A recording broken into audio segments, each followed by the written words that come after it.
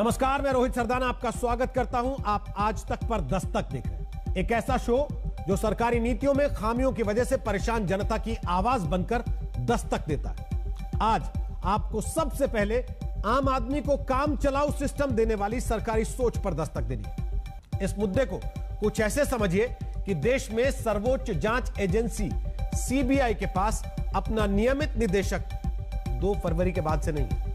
नियमित निदेशक की जगह सीबीआई की जिम्मेदारी पिछले 62 दिन से अंतरिम निदेशक के भरोसे चल रही है। इसी के खिलाफ एक याचिका पर सुनवाई करते हुए सुप्रीम कोर्ट ने आज कहा कि सीबीआई प्रमुख के पद पर किसी को यूं ही अंतरिम तौर पर रखकर काम चलाने की व्यवस्था नहीं चलेगी। यानी एक ऐसी व्यवस्था जो सिर्फ काम चलाने के नाम पर चलाई जाती है।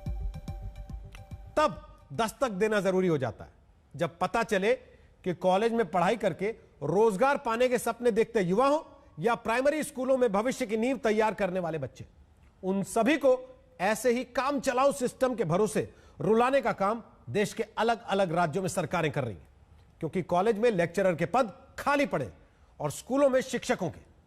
पहले आपको राजस्थान लेकर चलते हैं, जहां पिछले 8 साल से कॉलेज में किसी लेक्चरर की नियुक्ति नहीं की गई।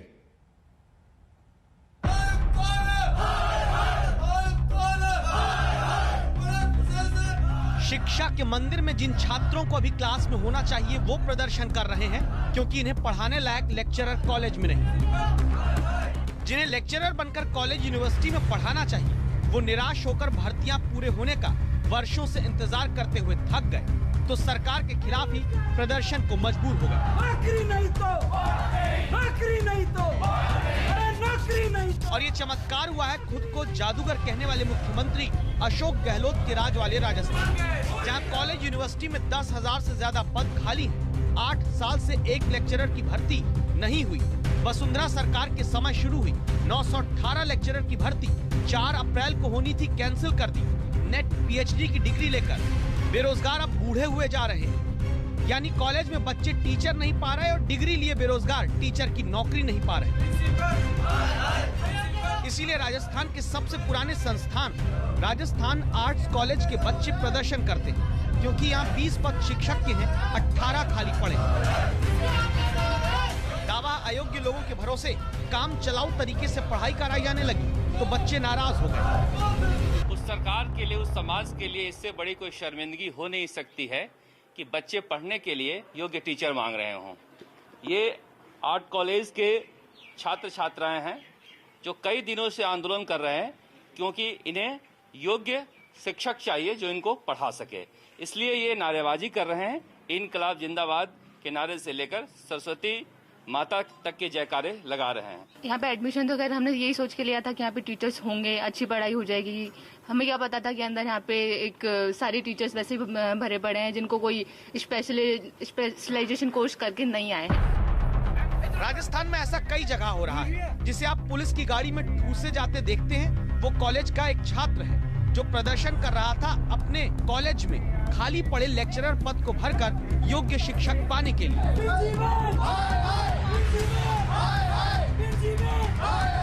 तो कॉलेज में पढ़ने वाले बच्चों के जीवन से टीचर छीनकर खिलवाड़ इसलिए हो रहा है क्योंकि खेल पढ़ लिखकर ओवर एज होने जा रहे बेरोजगारों के साथ किया गया। देखिए, डॉक्टर राजा भोज और डॉक्टर राम सिंह दोनों ने पीएचडी कर ली। अब उम्र बढ़ती जा रही, 4-5 साल से पीएचडी की डिग्री और सारी मेहनत किसी काम की नहीं। 2017 में फरवरी में मेरा पीएचडी का अवार्ड हो गई थी। उसके बाद से कंटिन्यू मैं असिस्टेंट प्रोफेसर की वैकेंसी के लिए तैयारी कर रहा हूँ, लेकिन अभी तक राज्य सरकार इन असिस्टेंट प्रोफेसर जो सहायक आचार्य की जो भर्ती है उसको पूरा नहीं करवा पा रही है। आप इस प्रकार की कब तक बेरोजगारों के साथ खिलवाड़ करोगे? हजारों पद खाली पड़े हुए हैं। 2013 के बाद सेट का एग्जाम हुआ नहीं है, जिसके आधार पर कॉलेजों में व्याख्याता नियुक्त किए जाते हैं। हजारों की संख्या में नेट और पीएचडी करके छात्र इंतजार कर रहे हैं। बड़ी मुश्किल से 918 पद आए थे, लेकिन वो भी निरस्त हो गए। कब एग्जाम होगा किसी को पता नहीं है। सैकड़ों की संख्या में सरकार कॉलेज खोल रही है, मगर टीचर वहां पर कैसे नियुक्त होंगे इसके बारे में सरकार को भी कुछ पता नहीं है। जो शरद कुमार कह रहे हैं यही सच है, क्योंकि जिस प्रदेश में कॉलेज यूनिवर्सिटी के भीतर 10,000 पद खाली होने पर काम चलाऊ गेस्ट फैकल्टी से पढ़ाई सरकार कराना चाहती है, उसके मंत्री भी नहीं जानते कि लेक्चरर भर्ती की परीक्षा कब होगी। आरपीएससी को सरकार की तरफ से लिखा है कि सेट की परीक्षा आयोजित करवाई जाए, लेकिन आरपीएससी के द्वारा अभी उसका कोई कार्यक्रम घोषित नहीं किया गया है। आगामी समय में जैसे ही आरपीएससी के द्वारा समय दिया जाएगा तो सेट की परीक्षा का भी आयोजन करवाया जाएगा। इसीलिए हालत ये कि जिसे शिक्षा चाहिए वो प्रदर्शन करे, जिसे नेट निकालकर पीएचडी करके शिक्षक बनना है वो भी प्रदर्शन करे। सवाल ये कि जो बच्चे काम चलाऊ शिक्षकों के भरोसे पढ़ेंगे, क्या उनका भविष्य मजबूत और टिकाऊ होगा? और जो काम चलाऊ गेस्ट फैकल्टी बनेंगे, क्या वो ईमानदारी से पढ़ा पाएंगे? सत्ता 5 साल चाहने वाली सियासत आम आदमी को इतना काम चलाऊ सिस्टम क्यों देती है? शरद कुमार, जयपुर आज तक। ये जो आपने देखा, ऐसा हाल सिर्फ एक राज्य, एक यूनिवर्सिटी या कॉलेज में नहीं है। कम शिक्षकों के भरोसे काम चलाऊ शिक्षा देने का काम लगभग हर राज्य में हो रहा है। 2 हफ्ते पहले टाइम्स ऑफ इंडिया की एक रिपोर्ट के मुताबिक इंजीनियरिंग के सबसे बड़े संस्थान आईआईटी में शिक्षकों की 38% पोस्ट खाली पड़ी हुई। आईआईएम में 74% पद खाली हैं। ट्रिपल आईआईटी और केंद्रीय विश्वविद्यालयों में दावा है कि 6,689 पोस्ट खाली पड़ी, यानी इन पदों को भरकर बेरोजगार पढ़े लिखे नौजवानों को नौकरी दी जा सकती है और शिक्षकों की कमी से जूझकर पढ़ते हुए बच्चों को बेहतर भविष्य भी दिया जा सकता है। लेकिन यह समस्या सिर्फ उच्च संस्थानों, कॉलेजेस में, यूनिवर्सिटीज में नहीं है, बल्कि शिक्षा की शुरुआती सीढ़ी प्राइमरी स्कूल तक में। इसलिए उत्तर प्रदेश से आई दस्तक देती यह रिपोर्ट आपको देखनी चाहिए। गीली और मुलायम मिट्टी को जिस तरह कोई कुम्हार किसी भी तरह का सुंदर आकार देकर उपयोग में लाई जाने वाली चीज बना देता है, ठीक उसी तरह देश के भविष्य बनने वाले बच्चे भी गीली मिट्टी जैसे होते हैं, जिन्हें प्राइमरी स्तर पर ही शिक्षक अगर सही आकार देती शिक्षा दें तो ये बच्चे भी देश के लिए सदुपयोगी आकृति ले सकते हैं। लेकिन जब उत्तर प्रदेश की राजधानी लखनऊ में शिक्षा निदेशालय के सामने वर्षों से अदालत और विभाग की सुस्त नीतियों में अटकी भर्ती को लेकर वही शिक्षक धरना देते दिखे तो पूछना जरूरी होता है, क्या रोजगार देने का वादा और बच्चों की शिक्षा दोनों काम चलाऊ सिस्टम के भरोसे है? उत्तर प्रदेश में सर्व शिक्षा अभियान के तहत शिक्षकों की कमी के चलते बच्चों की पढ़ाई प्रभावित हो रही है। ये हम नहीं, शिक्षा विभाग के आंकड़े कहते हैं। आज भी करीब 1,70,000 पद प्राथमिक शिक्षकों के खाली हैं। शिक्षा निदेशालय पे हम मौजूद हैं। यहाँ पे वो बच्चे हैं जो बीते कई सालों पहले टीटी पास किया, लेकिन आज भी इनको नौकरी नहीं मिली। लखनऊ में आकर प्रदर्शन करते ये वो युवा हैं जिनमें से कोई 150 किलोमीटर दूर अपने घर से आया, कोई 500 किलोमीटर दूर से, क्योंकि टीचर एलिजिबिलिटी टेस्ट पास करने के 5 साल 6 साल बाद 12,460 शिक्षक पदों की भर्ती पास करने के बावजूद अदालत में नियुक्ति अटकी तो अब तक समाधान नहीं आया।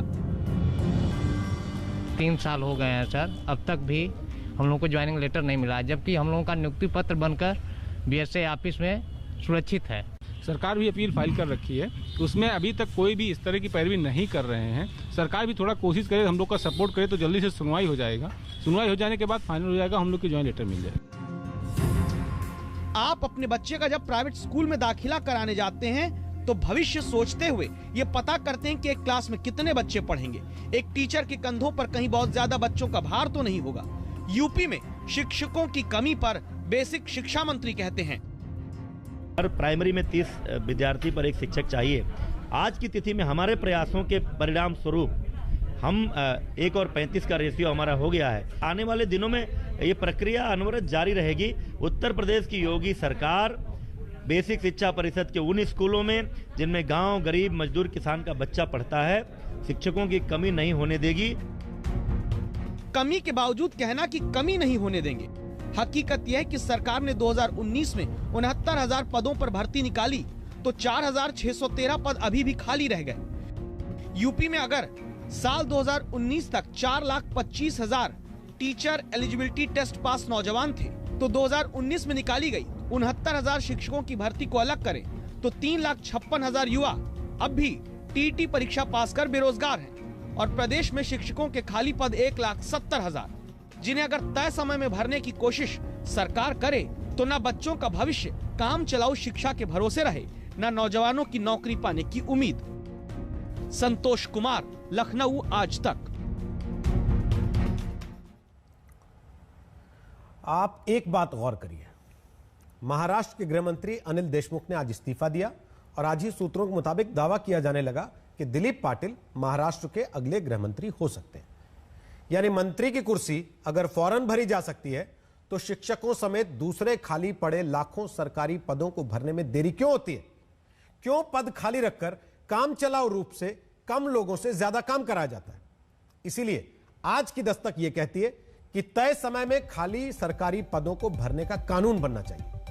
तय वक्त में भर्तियां पूरी नहीं करने वालों पर जांच बिठाकर उनके खिलाफ सख्त से सख्त कार्रवाई की जानी चाहिए। अगर आप हमारी बात से सहमत हैं तो #दस्तक के साथ अपनी राय हमसे जरूर शेयर कीजिए, अपनी आवाज हमारे साथ जरूर मिलाइए। और अब बात बिहार की। दस्तक बिहार की उस कानून व्यवस्था पर जहां होली के दिन एक ही परिवार के 5 लोगों की दर्दनाक विभत्स रूप से की गई हत्या के बाद बिहार में जातिगत राजनीति और जातीय संघर्ष की आशंका जन्म ले रही है, जिसे फौरन रोका जाना जरूरी है। आज तक संवाददाता रोहित सिंह की रिपोर्ट देखिए। हाथ जोड़कर बिहार सरकार और कानून व्यवस्था संभालने वाले हर चेहरे से मधुबनी की ये बेटी इंसाफ मांगती है। हम लोग को भी गोली मारते, सब लोग यहीं पे रह जाएंगे, पापा के साथ ही चले जाएंगे। कोई जीने का मकसद नहीं है, अब हम लोगों का कोई नहीं है। हम लोग 4 भाई ना, 2 भाई कहाँ से रहेंगे घर में? कोई एक भी है, मेरा भाई सब छोटा छोटा है। मधुबनी में बेनीपट्टी के उस गांव का घर है जिनके परिवार के 5 लोगों की हत्या दावा है पुरानी रंजिश में प्रवीण झा नाम के स्थानीय दबंग ने 40-50 लोगों के साथ मिलकर होली के दिन कर दी। पहले तो वो 4-5 लड़के आए, फिर दोबारा से वो लोग जो है हमको लगता है कि 40 से 50 की संख्या में जो आते हैं और फिर से वहाँ पे जो झड़प करते हैं, जिसमें कि ये लोग फिर खबर होती है, जाते जाते हैं और वो लोग धड़ाधड़ सबको जो है मारते हैं। बीएसएफ की नौकरी से होली की छुट्टी मनाने घर आए जवान राणा प्रताप सिंह के परिवार को कौन संभालेगा, ये सवाल बेटियां पूछती हैं। बॉर्डर पे मरते तो ये हो रहा था कि मेरे पापा बॉर्डर पे, आज तक बॉर्डर पे कोई एक भी खरोच भी नहीं आया मेरे पापा को, लेकिन यहाँ पे मार दिए सब। पुलिस कहती है कि हत्या मछली के तालाब को लेकर चले आ रहे पुराने झगड़े में हुई। मधुबनी के महमदपुर गांव में होली के दिन जो नरसंहार हुआ, जिसमें 5 लोगों की निर्मम हत्या कर दी गई, उसके पीछे एक पुरानी रंजिश है। दरअसल हम जिस जगह पर खड़े हैं, मेरे पीछे आप देख सकते हैं, ये एक तालाब है जिसमें काफ़ी मछलियां भी होते रहती हैं और मछली मारने को लेकर दरअसल ये पूरा विवाद जो है वो शुरू हुआ है। लेकिन अब बेनीपट्टी का ये विभत्स हत्याकांड जातीय राजनीति की आग में जलने लगा है। करणी सेना पटना में मुख्यमंत्री का पुतला जलाकर हत्या के मुख्य आरोपी का सिर काटने वाले पर इनाम घोषित करती है। नरसंहार हो रहा है और यह बर्दाश्त नहीं है। करणी सेना इस लड़ाई को आगे लड़ेगी और जो भी प्रवीण का सर काट कर लाएगा, करणी सेना सीतामढ़ी 5 करोड़ का इनाम देने का काम करेगा। एक जाति की राजनीति का असर है कि पीड़ित परिवार के घर भी ज्यादातर उसी वर्ग के नेता सांत्वना देने पहुंचते हैं। एक आदमी के 10 गोली 9 गोली से लोग बता रहे हैं कि गोली मारने के बाद कट्टा से काटा गया, चीर फाड़ किया गया, आंत निकाल दिया। ये बहुत दर्दनाक घटना है, इस पर प्रशासन को एक्शन में आना चाहिए। फिलहाल इस मसले में 10 आरोपी पकड़े जा चुके हैं और बिहार समेत देश के एक बड़े हिस्से में इस घटना पर लगातार चर्चा होने के 5 दिन बाद पहली बार मुख्यमंत्री बोलते हैं। जिसने भी कोई क्राइम किया है उसको छोड़िए मत, और हर सूरत हाल में जो भी है कानून और नियम है उसके मुताबिक ये पूरी बात करिए। कारण अगर पता चलता है तो उस कारण को भी गंभीरता से देखिए और उस पर क्या करना है उन सब चीजों पर करना चाहिए। लेकिन अगर किसी का मर्डर होगा तो कोई छूटेगा। मुख्य आरोपी प्रवीण झा भी पुलिस की गिरफ्त से दूर है। पुलिस ने प्रवीण झा के घर की कुर्की कर दी। घर की ईंट से ईंट बजाने के बाद प्रवीण झा की तलाश की जा रही। कटघरे में स्थानीय पुलिस और नेता हैं। आरोप है कि घटना के दिन जानकारी के बाद भी हरकत में पुलिस देर से आई। अब जरूरी है कि मधुबनी के बेनीपट्टी गांव में पसरे सन्नाटे को संभालने वाले कदम उठाने में देरी ना हो। रोहित सिंह, मधुबनी, आज तक।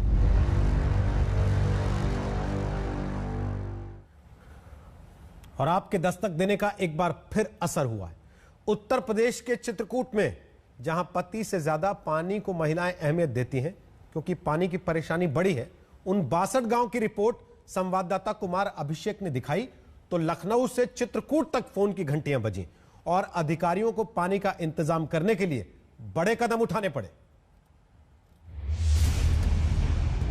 खबर को दिखाकर दस्तक कभी भूलता नहीं है, खबर को अंजाम तक पहुंचाता है दस्तक। इस बात को हम क्यों कहते हैं, इसलिए याद करिए संवाददाता कुमार अभिषेक की उत्तर प्रदेश के चित्रकूट से रिपोर्ट की गई 30 मार्च की स्टोरी को। इस रिपोर्ट में कुमार अभिषेक ने दिखाया था कैसे सूखे कुएं में कभी कभार डाले जा रहे गंदे पानी के भरोसे जनता जी रही है। हालात सिर्फ एक गांव का नहीं बल्कि इस पूरे इलाके का है। और देखिए गांव जब पानी निकल करके आ रहा है तो इस पानी क्या स्थिति है। आप लोग पीने की स्थिति में पानी कैसे ऐसे पीते हैं, ये ऐसे पी लेते हैं ये गंदा पानी। तो इतना गंदा पानी पिएंगे तो हम मर जाएंगे और क्या होएगी। इस रिपोर्ट को दिखाने के बाद आपने दस्तक दी तो अब इस गांव की तस्वीर बदलने लगी है। आज तक ने जब ये खबर दिखाई टिकरी गांव की पानी की समस्या को, तब प्रशासन यहाँ हरकत में आया। कैसे हरकत में आया प्रशासन, अब ये जानिए। जहां पानी के लिए लगी सरकारी व्यवस्था फेल हो गई थी, मोटर गायब थी, अब वहां दोबारा प्रशासन ने इंतजाम किया है। जस्ट दूसरे दिन ही सुबह सुबह बीडीओ साहब और सचिव साहब अपनी टीम के साथ इस गांव पहुंचे। यहाँ जो एक सोलर पंप बिगड़ा था उसको ठीक कराया। एक टैंकर सुबह एक टैंकर शाम को वो पानी भेज रहे हैं और वो सोलर पंप ठीक करा करके अब जो है पानी दे रहे हैं। दस्तक में चित्रकूट के इन 60 से ज्यादा गांवों की पानी के लिए परेशान होने की खबर दिखाने के बाद लखनऊ से चित्रकूट तक प्रशासन ने पानी की व्यवस्था का आदेश दिया। नोडल अधिकारी तक नियुक्त किए गए पानी की 24 घंटे समस्या दूर करने के लिए। शासन से भी निर्देश आए थे टैंकरों से पानी पहुंचाया जाए। खबर चली जैसे तो फिर इसमें वीडियो साहब हमको फोन किए समरसेबुल के लिए, तो मैं यहाँ आकर समरसेबुल लगवाया पानी की समस्या दूर की। चित्रकूट के इन 62 गांवों के लिए पानी की समस्या दूर करने की दस्तक देश के दूसरे हिस्सों के लिए भी आगे जारी रहेगी। आप दस्तक देते रहिए। संतोष बंसल के साथ कुमार अभिषेक, चित्रकूट आज तक। नमस्कार, मैं हूं अंजना ओम कश्यप। हमें उम्मीद है ये वीडियो आपको पसंद आया होगा। लेटेस्ट खबरों के लिए यूं ही देखते रहिए आज तक और इस वीडियो के पसंद आने पर लाइक, शेयर एंड सब्सक्राइब करना ना भूलें।